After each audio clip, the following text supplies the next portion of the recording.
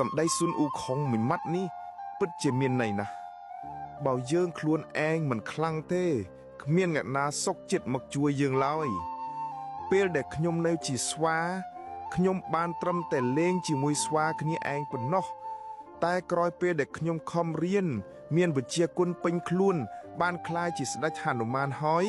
សូម្បីតែស្ដេចគោក៏ហៅខ្ញុំថាបងប្អូនល្អដែរមុនពេលខ្ញុំអុកលុកឋានលើទេវតាអស់នោះមិនដែលយកខ្ញុំដាក់ក្នុងភ្នែកទេតែក្រោយពេលដែលខ្ញុំអុកលុកឋានលើហើយសូម្បីតែព្រះអិនក៏ស្គាល់ខ្ញុំដែរនៅពេលដែលយើងអន់យើងដុនដាបគ្មានអ្នកណាមកព្រមជួយយើងទេគេមិនចង់យកខ្លួនក្បែរយើងឡើយព្រោះគេមិនចង់នាំទុកដល់ខ្លួនមានតែពេលដែលយើងខ្លាំងទេទើបមនុស្សគ្រប់គ្នាដើរមកគៀកយើងហើយគេនិយាយថា